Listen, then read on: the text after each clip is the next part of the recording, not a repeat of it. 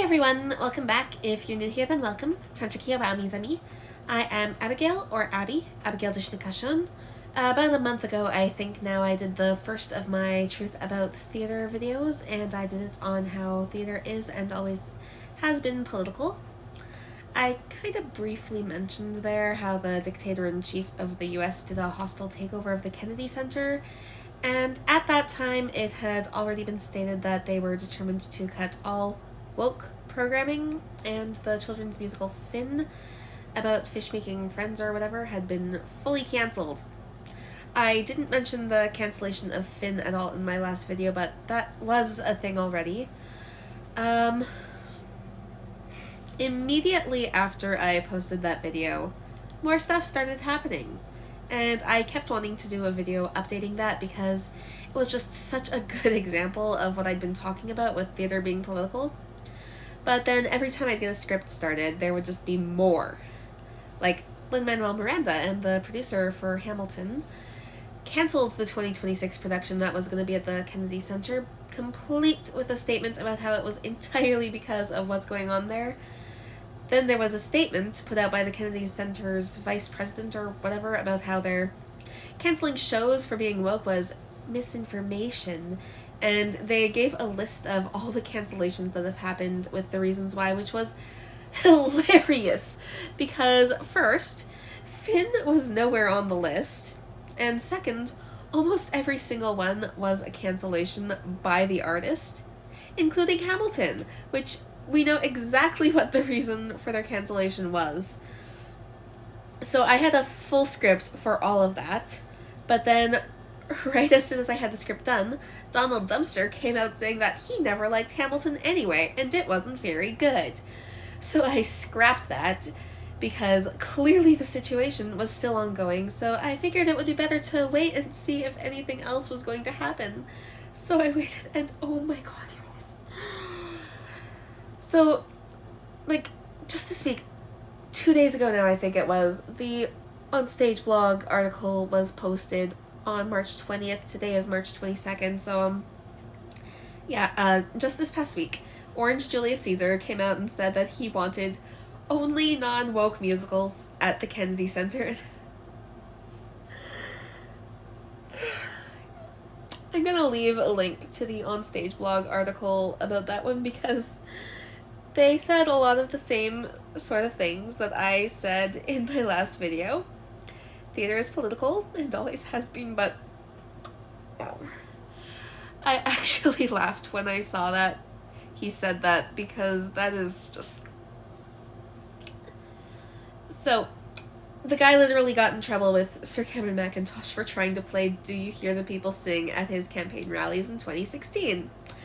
That song is from Les Miserables, which you may recall from my last video on how theater has always been political, is a musical that heavily features an attempted rebellion against the monarchy. Amongst other things, it starts with a man who spent 19 years in jail for stealing a loaf of bread to save a starving child, who is driven to theft once more because of the way he is treated for his criminal history, but turns his entire life around after being shown mercy and kindness. The corrupt cop kills himself at the end because he can't live with the fact that he was wrong about the justice system. The whole reason for the rebellion is the anger that the rich are too rich and greedy, and people are literally starving to death in the streets. There isn't a single thing about Les Mis that isn't woke, and this man tried to use a song from it in his own campaign rallies in the past, and is now saying he only wants anti-woke musicals at the Kennedy Center.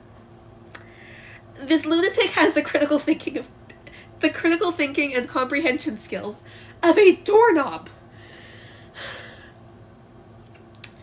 And what even is an anti-woke musical? Maybe Golden Age, but even then, The Sound of Music is about how Nazis are bad, and his best bud did a literal Nazi salute, so that's clearly out. The King and I has people of color in it, and they sing a song about how Western people are funny for using forks instead of chopsticks, so that's probably out too, because it kind of mocks rich white people a bit. So, like, maybe Carousel, where the guy who beats his wife still gets to go to heaven. 7 Brides for Seven Brothers, where some men kidnap a bunch of girls for a winter so that they'll eventually fall in love with them and marry them. But even then, I'm not even sure that those are entirely non-woke, because Carousel makes you think about relationship dynamics, and the abuser sees the errors of his ways and tries to help his daughter from the afterlife. Still written in the 1940s and still iffy, but that's that. And 7 Brides for Seven Brothers does also end with the men learning to respect women, at least to some degree. These are from, like, the late 40s, early 50s. So they're not great by the standards of today, but I still would hesitate to fully label them as non-woke or anti-woke or whatever. But, like, to quote the Onstage blog article that I'll be linking, what exactly does a non-woke musical look like? One that ignores race, gender, class, and power dynamics, one that refuses to make audiences think, and again, the 2 Golden Age examples I gave that could maybe potentially possibly be labeled non-woke, they do deal with gender, class, and power dynamics and make audiences think. So yeah, at that point, it's not a musical, it's just propaganda with a show tune, which, yeah, exactly what the Onstage blog article says. Propaganda with a show tune is, I guess, what they're looking for. So